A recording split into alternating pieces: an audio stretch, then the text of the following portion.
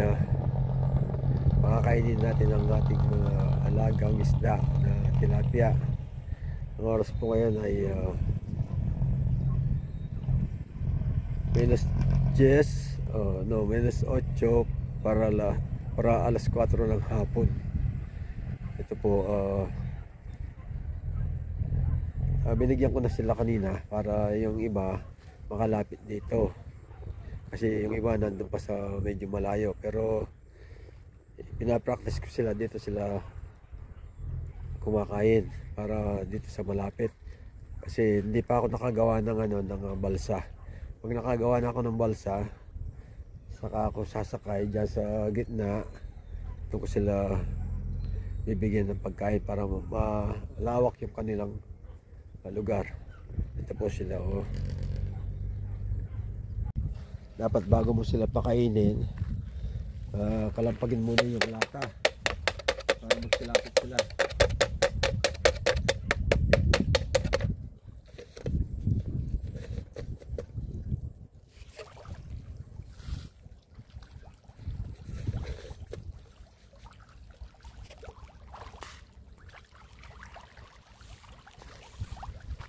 Ayan po guys, oh. Yung iba palapit na.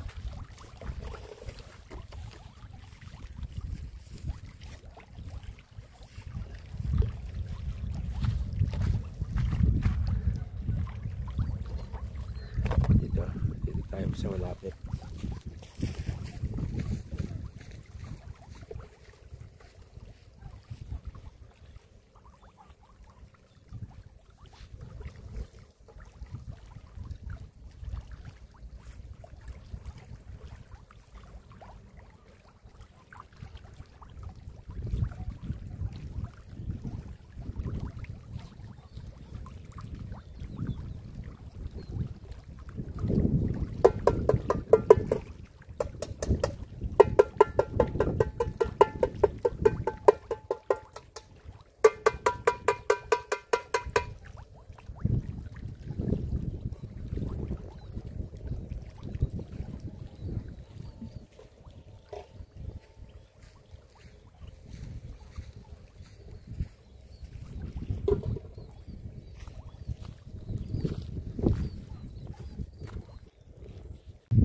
Ang nangyari po kasi, yung talagang pispan na pinagawa ko, yun, yung may kubo na yun. Ayan. Yun po yung talagang pispan. Mula dyan sa kubo na yan, hanggang doon sa pader. Tapos, yung pinaka-pilapil niya pa ako, sa tapat ng bilina na yan. Kaya lang, nung umulan, nung malakas yung habagat, talagang yung isibol, pintakini ka na ako.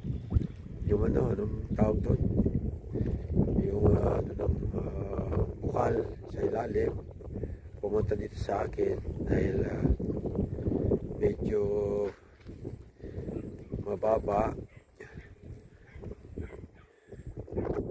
Kaya dito pumunta yung tubig. Hindi ko akalaing na makakaabot pa dito yung tubig. Kasi po, kung nakikita nyo itong tungo ko yan, merong drum dyan. Oh, ang taas ng drum na yon. Diyan ko sila inalagaan, yung maliliit pa. Dito yan, yung cage na yan. Kaya lang, walang tigil yung pagdating ng tubig, kasi dyan sa taas, tapos banda rito, tapos magkabila from east, north at saka west, pumunta sa akin yung tubig. Pero dito sa south, mga katabi ko, mga pispan na rin yan. Kaya magkaka-level po kami ng tubig.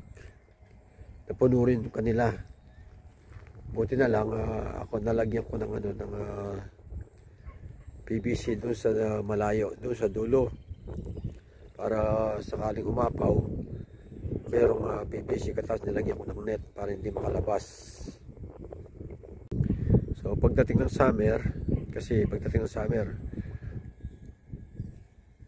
pa din yung tubig na yan eh. Yung aking mga mangga, ang tatas ng lugar. Ayan o, lubog na rin. Sana nakamatay na yung iba. Ayun o. Ilan na yung namatay? Isa, dalawa, tatlo. Tatlo na yung bumigay. Lubog na yung aking mga mangga.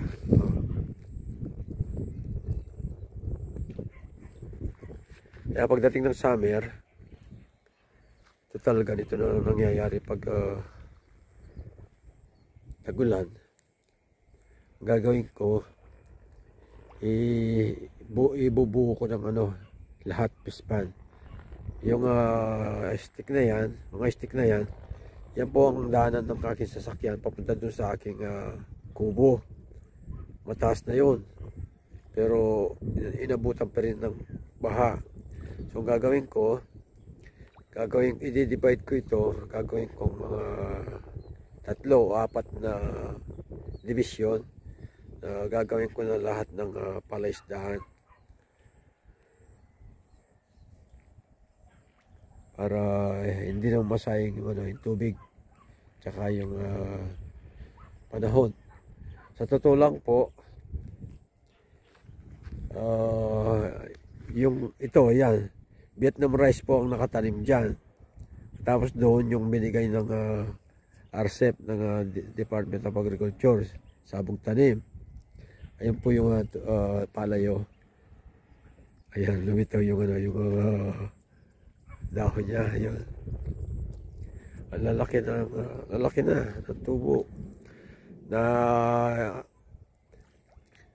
abonohan ko ng 1 beses. Kaso yun nga, nung dumating yung habagat, ayan, lumog.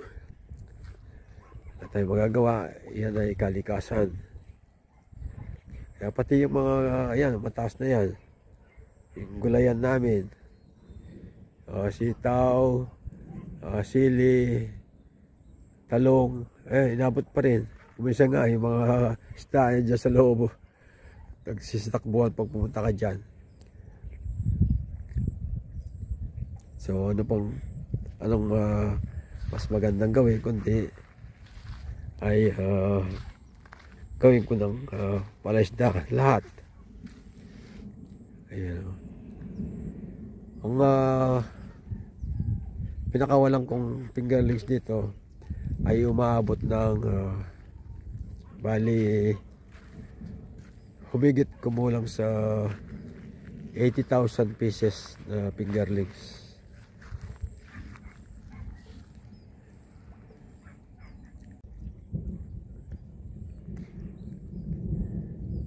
Kaya sa susunod, yung mga stick na yan, hanggang dyan ko ipagagawa yung yung kanyang kataas yung pagagawa kong division para hindi abutan ng tubig. Mula dito, papagawa ko ng dyan pilapil na mataas, yung pako. Tapos, diretso dun sa puno na yon ng Melina. Katapos yung isa diretso naman dun sa dulo doon. So mangyayari either 3 partisyon o 4. Kasi itong diretso na to talagang gusto kong gawing tatamnan ko ng palay. Yung mahuhukay dyan sa kabila, balak kong dito itambak para at least dito medyo tatasan ko ng konti para makapagsabog tanim ako ng palay. Sana kumamarapatin ng ating Panginoon na pagbigyan ako. Sana maging successful po itong aking hangarin o project na to. Kaya ito, challenges. Ito, susubukan ko itong mga una kong alaga. Ayan po, sana magsilaki silang lahat para naman yung puhunan ay may balik at makabili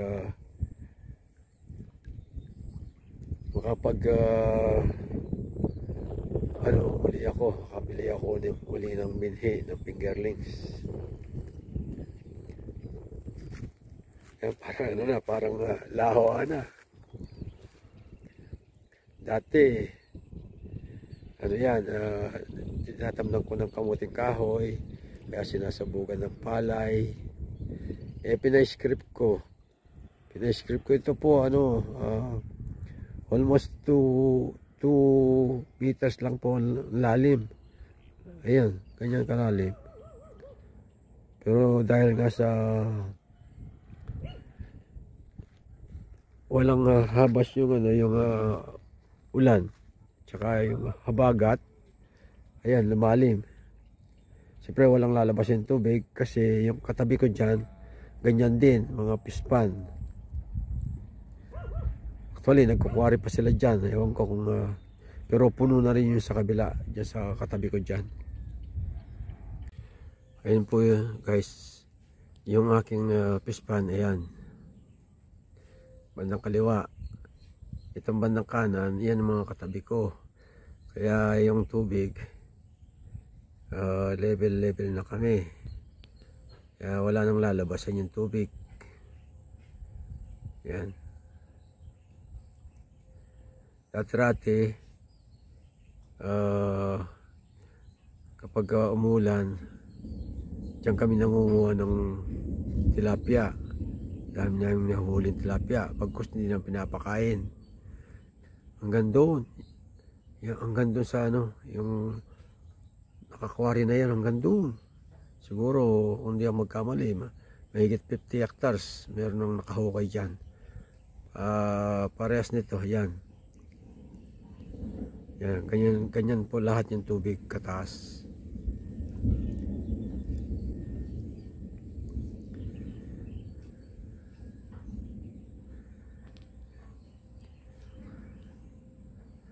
At mga mangga sayang. Mahal pa naman bili ko nun. Mahigit 20 piraso yun. Tika 1,500. Wala, namatay. Namamatay na yun kasi lubog na sa tubig. Dito naman nakapagtanim ako ng dwarf na coconut. Ayan po. Yan, medyo malalaki na yung aking mga buko, nyog. Ayan o. Kaso yung kalabaw nung katabi kong kubo dito, kapag nagsusugas siya, inaabot ng kalabaw yung kinakain yung yung dahon. Ayan guess na palaki, palit ng palit. Yan. Yan po yung aking yan ang aking pispan. Yan. Gandun. Ito mataas ito.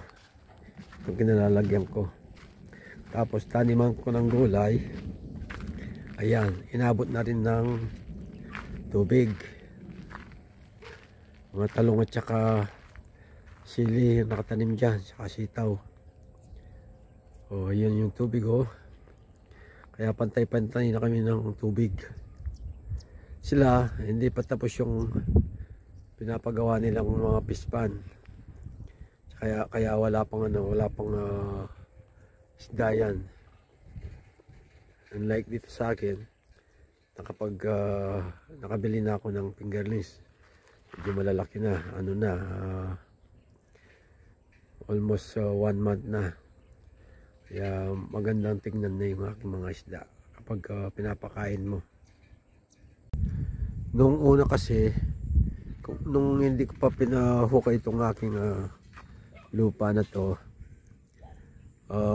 nakwari na yan yung katabi ko yan. Nauna silang nagpakwari dyan. Yan po. Hanggang doon. Hindi mo lang makita doon. Hanggang doon sa ano, dulo pa ng mga puno na yun. Doon. Mas malawak doon. Ngayon, kapag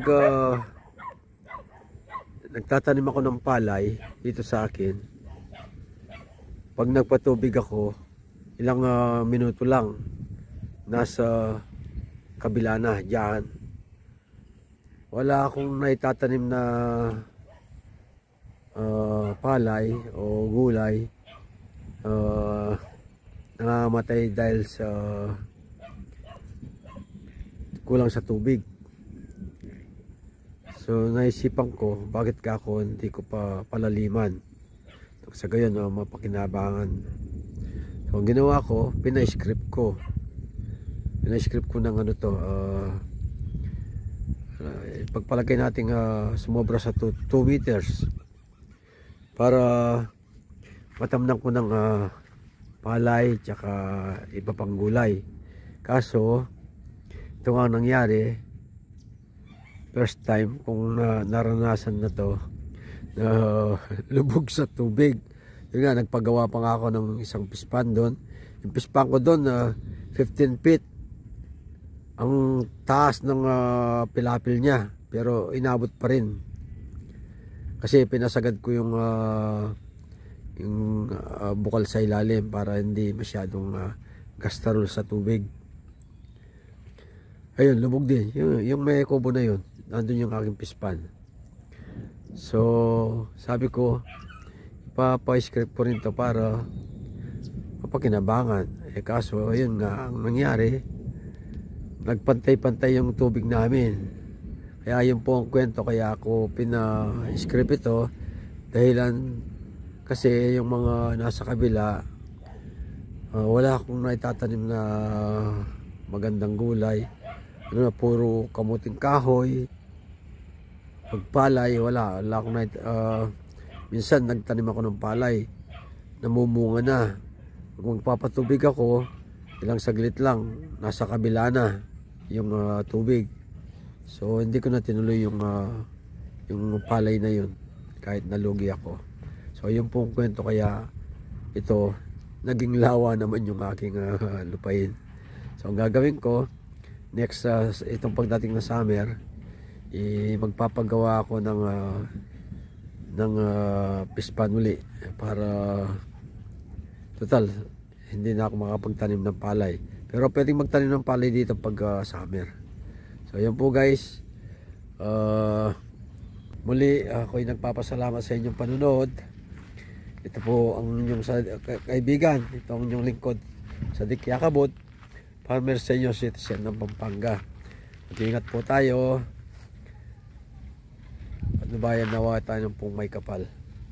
Sana po isama nyo ako sa inyong mga dasal na mapagtagumpayan ko itong aking proyekto na to. Maraming salamat po. Jesus love us. God bless. Bye bye. Shout out po sa inyong lahat.